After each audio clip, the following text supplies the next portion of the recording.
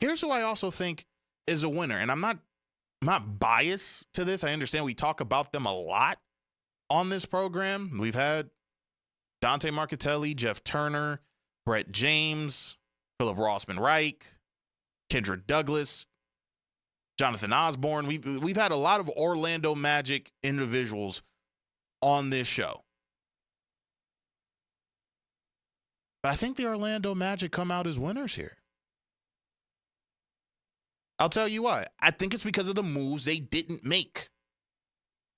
With the squad you had last year, you were a top 5 team. I, as well as many Orlando Magic fans, were fantasizing about the Paul George acquisition possibility. Klay Thompson possibly coming to the Orlando Magic, desperately filling that need of perimeter shooting that Orlando lacked. And we saw it in that first round Cleveland series. If somebody just could have knocked down 3 or 4 threes, you're probably in the second round facing Boston.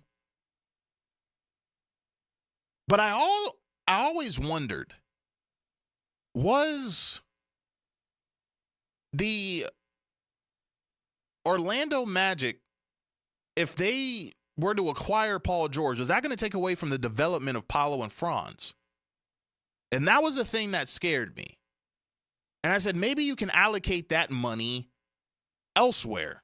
And hey, maybe Paul George was never coming. A lot of people wanted to read into the tea leaves, and they wanted to say, hey, Paul George is going to be a part of the Orlando Magic. That's what's going to take them over the top. Was it?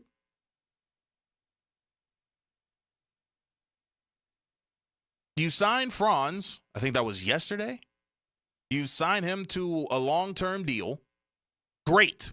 That's what you needed. You also bring back his brother. You retain Jonathan Isaac. You sign him to a 5-year deal, which I felt was a big must. I didn't want to see him go. And then you bring in Kentavious Caldwell-Pope for less than what it would have taken to bring Paul George in. Now, did you solve the problem of bringing in a point guard? Like, I think a veteran point guard that can shoot from the perimeter? I don't. KCP does give you a 3-point threat. I feel he and Jalen Suggs are going to be hell on defense. But I think you need to bring in a guy, let's say Tyus Jones.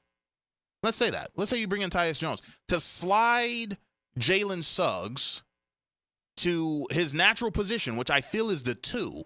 I like Cole Anthony, but Cole Anthony is a guy that I feel is a great second unit piece. And I'll be fair to the Orlando Magic. We don't know what Anthony Black is yet.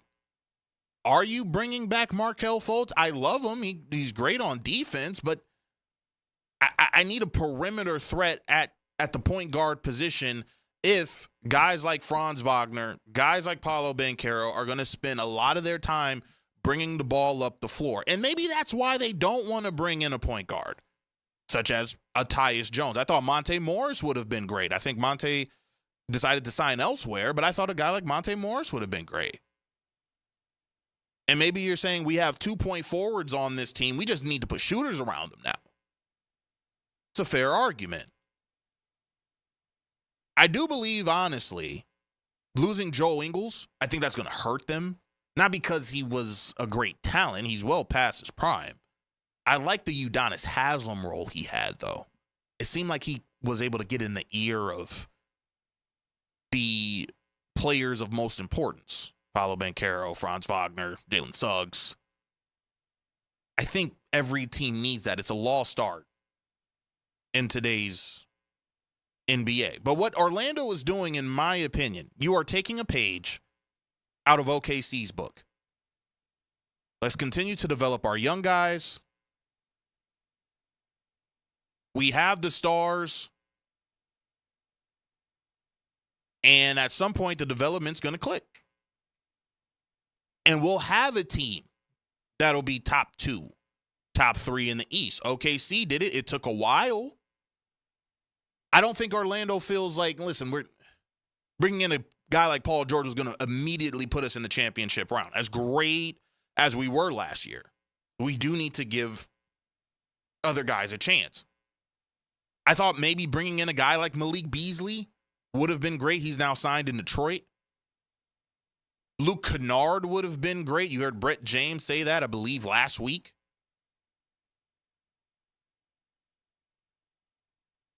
He's going to stay in Memphis. You bring back Gary Harris. He's a solid three-point shooter. They really believe in Jet Howard. They really believe in Jet Howard and feel like this guy can be that maybe third three-point shooter in which you need. But you win, in my opinion. You didn't go after Trae Young, who probably is going to go for pennies on the dollar.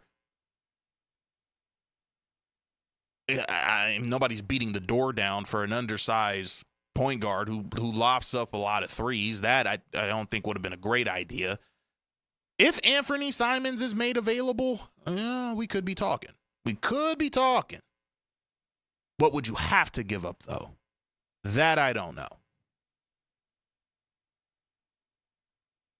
OKC, last year's favorites. They now bring in Hardenstein and Alex Caruso.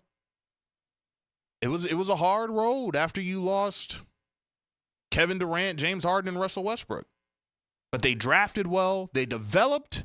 Now they're a threat. And maybe even looked at to come out of the Eastern Conference.